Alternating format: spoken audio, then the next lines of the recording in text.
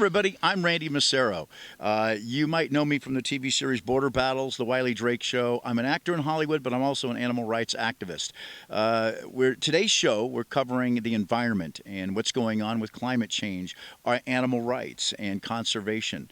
As you know, as you've seen us in other shows before, interviewing various actors that are also getting involved in the fight to save our wildlife. I'm here with a dear friend today named Brent Gaddis. Brent is what I call a Grizzly Adams of a character. He's also my friend as we've joined forces in the animal rights movement. Keep in mind that he is a conservationist. He's a historian of the high desert, and he also has traded a gold mine for a TV station. How many people do you know do things like that? He runs the Mojave River Valley Museum out in Barstow. He also operates the Bowen Ranch in Apple Valley, so where you can camp and everything. We're here at the Gaddis Ranch, and it butts up against the Mojave Narrows, if you will, which is the Mojave River that runs through here. He's a conservationist. He's a Grizzly Adams of a character. He's my friend, Brent Gaddis. Thank you, Randall. Okay, thank you. How are you doing today? Good, sir.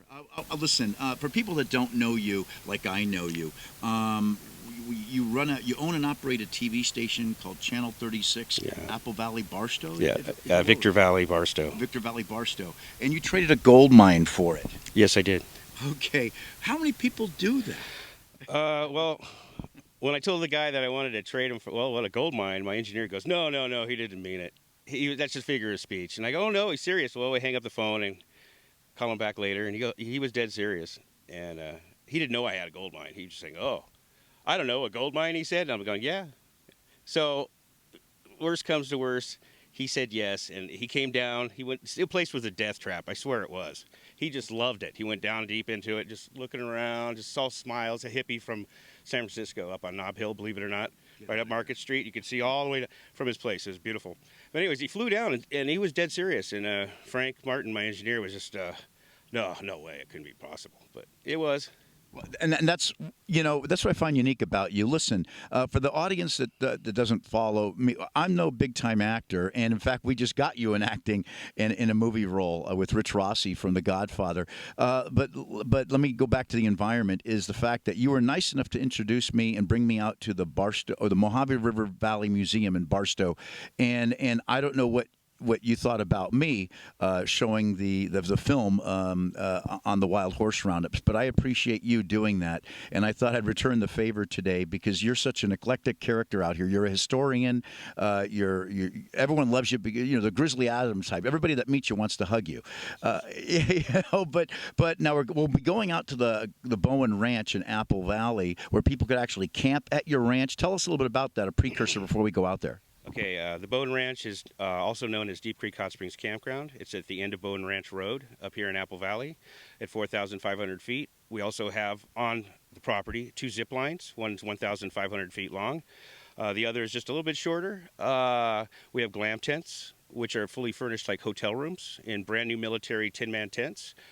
As I say, they're fully furnished. There's service to them. They're serviced tents, and we have flushing toilets, heated showers, things like that. Then we have a regular camping side, and then there's a hot spring that we maintain on the property itself, where people can go down there and have small little soirees, little parties if they want to, with deep snow around you and hot water, with dry sauna also. Now, the property also sits very closest to the most beautiful natural hot springs in North America, called the Deep Creek Hot Springs. So this makes it very convenient for someone that wants to spend some time and get away and enjoy themselves and enjoy the hot springs. Wonderful. Well, let me ask you now. They say the hot springs are very healthy for your body because it's natural. They're actually naturally hot. But the Bowen Ranch, we're going to be talking more about that. But I want to get back to the TV station here, Channel 36. Is it? And how many viewers would you say you have overall? And what shows do you show on the program? Well, let me see. There's 56,000 viewers on cable, and we have just a little bit more than that. Okay. Because there's a lot less cable viewers than there's a population of the Victor Valley. That's how you figure that one out. If the population of Victor Valley is 300,000 and the cable viewers are 56,000, they're watching TV some way, shape, or form. Right. Can you tell us a little bit about the high desert and the animals? Because you and I teamed up, and I think we're copacetic on this. Is that we hate to see our wildlife disappearing? Could you tell our viewers out here in Apple Valley, but also what animals used to be here and why they're no longer here, and what you go up against here as a conservationist? Yeah. Okay, this area that you see now, at one time, when I first began my conservation effort, was practically a freeway of just sand and vehicles and people pulling surfboards and kneeboards up and down the river. From Deep Creek all the way to Highway 18, which is like 10 miles. Get out of here. Just devastation. Nothing here. Wasteland. So with my efforts with the radio, with the newspaper, I was going out with a photojournalist at the time who'd go see Barbara Bush and, things like that. And she really helped me get it on the air, let people know. And then I got into television. And I had a little program called, a little segment on a program called Toast the Town. The segment was called California Environment. So it was Brent Gaddis, the host. Yeah. And I would do little segments of the river and the forestry and different things about conservation and ecology. And finally, I got people to listen. We got the traffic to slow down. We got the beaver dams reinstated because the beavers were they're just flopping around like fish out of water, I'm telling you. When these people are done, they just had holes, burrows in the side of the bank here, and it was just 2 inches of water for years. It was a disaster. Now this has been like this for 15 years now straight. Oh, thank God. Yeah, and then when the flood comes, wipes it out. The water will come up way above our heads where we're sitting, and after it recedes, the beavers will come in and they'll start building the dams again. Which the Fish and Game put them in here in the 1950s, so they're here for a purpose. Right. And as you can see, I mean, we can canoe now. We can enjoy things like that. No motor vehicles. I don't believe in horses should go running through the middle of it because we have Pacific pond turtles, the Clemys marmaruta. It's a southern subspecies of the California or northern pond turtle. Really? It's very rare. It's been cut off. They're here in Apple? They're here. Yeah, they're here, but they're very endangered. They've already been written off as extinct. And I remember many years ago, the town council would say, "Hey, well, let's cut all the trees down in the riverbed so we can have more water for development." I remember that. Oh, no. And then, well, why not? Clemys marmaruta, let's write that off as extinct. So yeah, that's extinct. That's out of the way. So let's do that. More development. It was all about real estate in the end. Just tear this up, cut it all down. Everything's dead. Let's build more houses. Oh my God. Now, is this turtle related to the desert tortoise? Because the desert tortoise is also endangered. A tortoise is a tortoise, and a turtle is a turtle. Okay. Two different. That's straight for the viewers. Yeah. I mean, I'm an animal rights activist, but I don't know everything. And again, whether there is any relation to them. But keep in mind, what other animals were out here, Brent? Fish and Game put in some Russian boar many years ago. I mean, they were fantastic. They would root out like all the cattails. Let's say if we don't have any floods this year or next year, these cattails might take over if no one's maintaining it. They would root that out because that's like a food source for them. Now, we had a neighbor down here, for example, that had a pot-bellied pig, unfortunate pot-bellied pig. And he's calling, for other pigs every night. So Jonathan, our darling neighbor down the street, shot every boar that came to the house because his pot-bellied pig called it. Oh, no. And he wiped out the entire species. People used to hunt them. I'm against hunting, but they wiped it all out completely. That's a sin. That's a shame. As a resource and something for this river to, maintain all these cattails, because it would just be socked in with cattails. Well, let me add to this too, Brent, and let me interject this really quick. Is that what Californians don't know is we used to have grizzly bears in California, estimated 70,000 to be at one time, all throughout California, including Big Bear, which is not too far from here. Well, go ahead. The grizzly bears, they disappeared up at Big Bear during the Spanish period, Yeah. I think they said the last grizzly bear was killed in 1921, along with the California gray wolves that we used to have. The last wolf was killed in 1922. So keep in mind that was the last period for, it was like a downward spiral, but the Spaniards wiped them out. If not, then the cowboys pushed forward west, wiped out the rest, and the last grizzly bear and wolves were killed in the 1920s. But we did have OR7 and a pack of wolves recently returned to California, where now we have a Shasta pack, a Humboldt pack, and one wolf just made it down to Kern County recently and was killed alongside the road. But all relative to Apple Valley, because we used to have California gray wolves, grizzly bears, not too far. We also had wild horses up at the Bowen Ranch. Back Gertie Bowen's documented years ago. How deer hunters would come up there to kill mule deer. They also had wild horses. And during the off season, when you couldn't hunt deer, they shot all the wild horses up there at the ranch in that area. Believe it or not, it's true. I'm disgusted by that. And so on. Written down in a historical fact.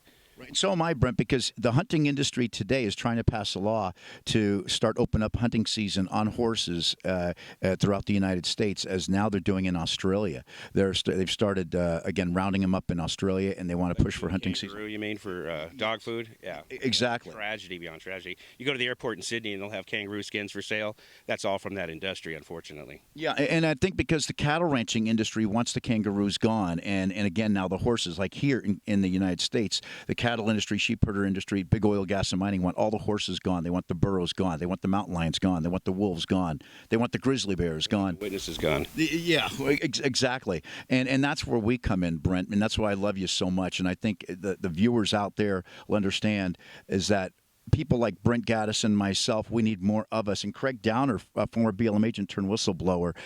Ladies and gentlemen, we don't have enough boots on the ground to expose the truth about what's going on in the war and wildlife. But I think today's show with Brent Gaddis, you're going to learn a lot about the high desert, Apple Valley, and more. And Brent is also the president of the Mojave River Valley Museum in Barstow. So when you're out in Barstow, California, come by and visit. We started talking about the wild horses, the wild Mustangs that they used to be here in Apple Valley at one time, along with grizzly bears and California gray wolves. But I want to focus on these wild horses. Keep in mind that the wild horse, many people don't understand, Brent, that the wild horse was indigenous to America. People say that the Spaniards brought them. Let's try and explain the truth about that, and let's solve it right here, right now. Let's teach everybody this. The viewers that are listening, they think that the horse came from Europe. Let's diffuse that right now. Well, at one time, when this was part of Africa, millions and millions of years ago, the horse did evolve in North America. We have fossils that prove that out in Barstow at the Barstow Formation by Rainbow Basin. It's also a Labran type of mammalian animals, if you can recall La Brea tar pits, the same type of animals. And yeah, it's true. But then again, the Spanish did bring them later. Yes, they did. Again, reintroduced it. When you mentioned La Brea tar pits, didn't your family have something to do with the La Brea tar pits? Well, my dad was a veterinarian down in West L.A. I mean, we had Sonny Bono, we had Cher, we had, you name it. We had Bill Burrid, Get out of here. You know who Bill Burrid is, right? Yeah, okay. yeah. I'll show you something from him later. Yeah, and he had a client that worked at La Brea Tar Pits, a scientist, and she would take me back there, and it kind of introduced me to that paleontological world, and I enjoyed that thoroughly. And that's why I go out, state permitted digs and explore that field even further. Right. Well. Obviously, I think so you were part of the digs in La Brea tar pits, or you were allowed to? That as a child had introduced me to paleontology. Later, as president of the Mojave River Valley Museum, people come up that are scientists and ask if I want to join in on their activities, and I'll say yay or nay, and I'll go. Like with UCR down in Riverside, Dr. Bob Reynolds, he was a dear friend of ours, and we'd go out and we'd dig up mammoth bones over in Shoshone, or go to the to the Barstowian Formation outside of Rainbow Basin, and we'd get the horse distal ends and the identification and know what type of mammal it was, and bring them back to the university and study. So obviously, I guess, so when you had me come out to your Mojave River Valley Museum and did a presentation on wildlife, which I'm honored to come out there twice and be your guest, we had a wonderful crowd. I think the Mojave River Valley Museum is not that large, but it has a lot of stuff in a small area. But some of the top people, like Bob Reynolds or Cliff Walker, and the curators, if you will. But the fact is that night I was there, they had room for 30, and over 60 people filled in there to go ahead and watch the presentation on the wild horses that we did. Now, what I love about Brent is that he is a true down-to-earth conservationist. He sees what was here before, and he can tell you what animals were here before, and now they're all gone. What are we doing? What are we doing to the wild horses and the burros? We had grizzly bears. We have sheep. Sheep, yeah, mountain Yes, goats. that's where the cougars feed on up there at Mitsubishi, Okay. all the way down to Deep Creek Spillway. Right. That's their range, which is Bowen Ranch. Yeah, now keep in mind, listen, I understand that there has to be a balance, but to wipe out 9 species only for the cattle industry and sheep industry to survive, that's lopsided. Plus, we're spending our tax dollars. 120 million tax dollars a year goes to roundups in 10 states in the United States to wipe out the wild horses, to feed the European and Asian meat market. Why should American tax dollars go to that? And Brent, what do you have to say about that? I mean, you've seen, you're a man of nature. You are the Grizzly Adams of the high desert, as people refer to you as. You're a historian. So what do you have to say about that with our tax dollars being spent wiping out nature? You've seen a lot of nature here, and it's gone. Yeah, but this tax dollar issue is all spent on one little subject, the destruction of our nature. But other than that, yeah, I think it's a big waste, and I find it sad, horrifying. It's like a Holocaust type for wildlife. Thank you. And that's what I keep saying is I call this America's dirty little secret, America's other war, America's war on its wildlife.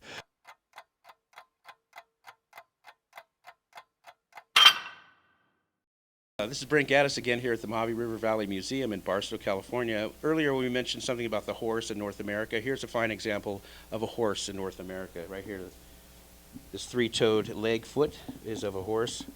And that was millions and millions of years ago, but it was found in the Rainbow Basin area of our Barstow Formation. And it's quite interesting. It's something to come out and look and see and learn here at the Mojave River Valley Museum. All right, at one time, the Barstow area was filled with lakes. It was a tableland off the Mojave River. There was huge volcanic activity.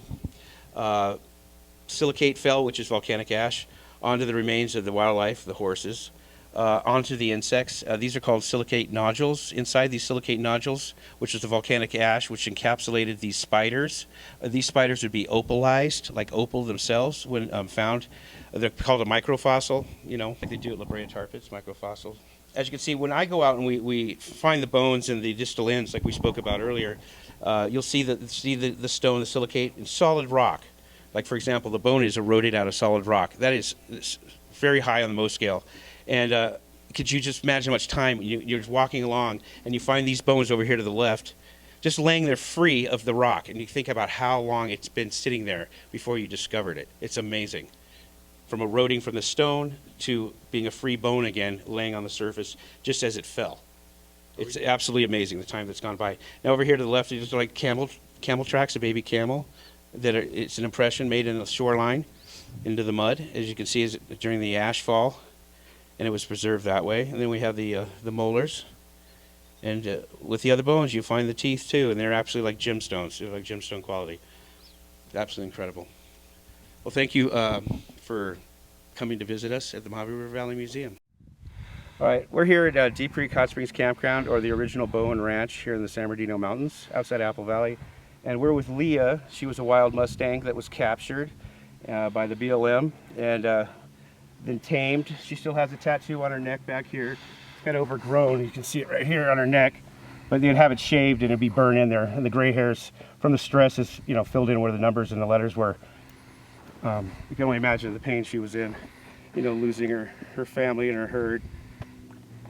A lot of stress, a lot of adjustment. Yeah, well, there's all kinds of animals. We've got coyote, bobcats, rabbits. And anyway, we also have rattlesnakes, plenty of them. Not this time of year, though. This it's slowly getting developed. We're working on putting more stuff in for the campers, slowly but surely. And anyway, it's the people are liking it. They come up here to go to the hot springs, and sometimes they just go to the glam tents and camp out there. So it's slowly growing in popularity, and we're doing okay.